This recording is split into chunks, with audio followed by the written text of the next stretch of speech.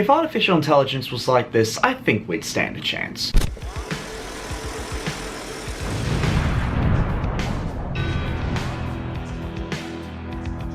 How's it going, ladies and gentlemen? This day and age, machines are everywhere and pretty much killers at the moment. Screens melting our eyes, headphones that are destroying our hearing. Well, how about we have a future mass-produced machine monsters to wipe out humanity? Sounds like a pretty interesting idea, right? Turns out it's a movie. Did you see Directorial Debut from Richard Stanley? A post-apocalyptic future where everyone is losing their minds. There is no decency left in this world, where a government thinks that the best idea is to eliminate everyone. That's what I sat through. The operative word being sat hardware. Filmed from the 1990s, directed by Richard Stanley, starring Dylan McDermott, Stacey, William Hootkins, John Lynch, and featuring the voice of Iggy Pop. But since this movie is in the 90s, is it really a insane wild ride, or is it a glorified music video? Well, without further ado, let's kick it into the good.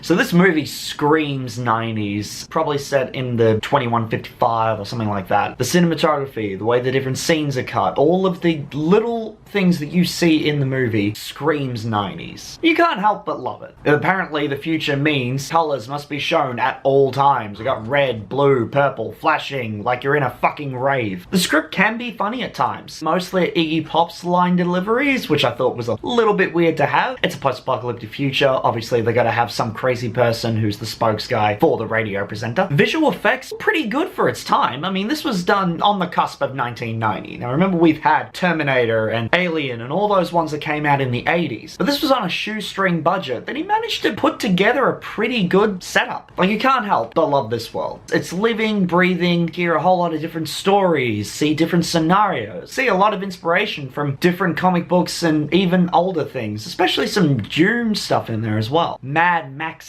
in a way, not as chaotic. The animatronics as well look pretty good. Kill a robot in the future, nothing else to do but just destroy. There is a lot of bad with this. We might as well start that off.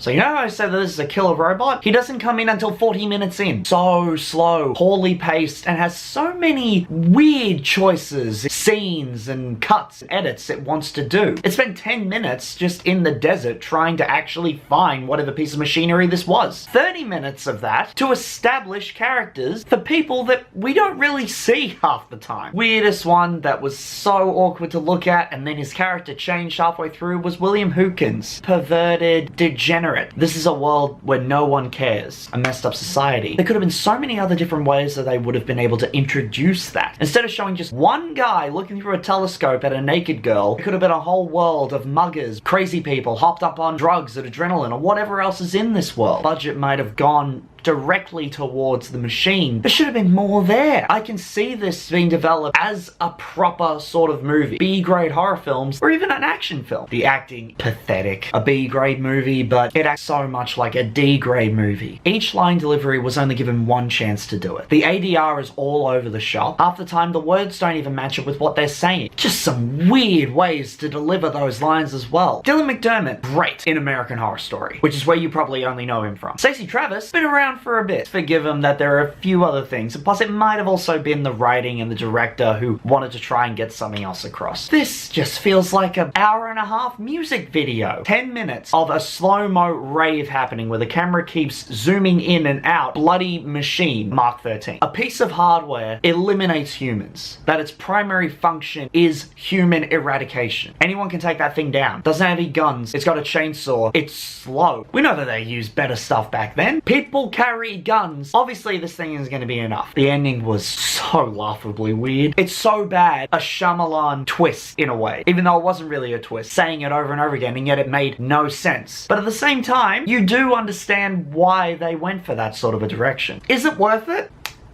Maybe the second half. I expected more. This is a movie that's gonna be machine versus man, and that's not what we got. 40 minutes of character establishment that went nowhere. Weird scene choices, didn't add into anything in the story. Music video inside of a music video. Directions. Writing so laughable. It's supposed to be a so bad it's good film. There's only a little bit of good in this though. It obviously has developed a cult following. Sadly, I didn't really see much point in it. It's definitely not the weirdest directorial debut I've seen from someone in the music industry. Rob Zombie, I'm a big fan of his films. This first one, House of a Thousand Corpses, and that's not a so bad it's good, it's bad. This at least has something going for it. If you're willing to watch it, give it a try. You'll understand the minute that you turn it on, the sort of world that you've entered, and feel a little bit lacking in the story department. That's why Hardware gets...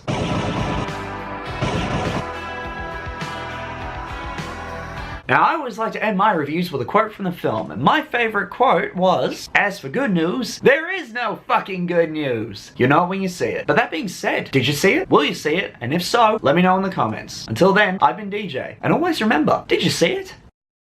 So his first directorial debut, he got 50% for. His next one, 24. His next one, 84.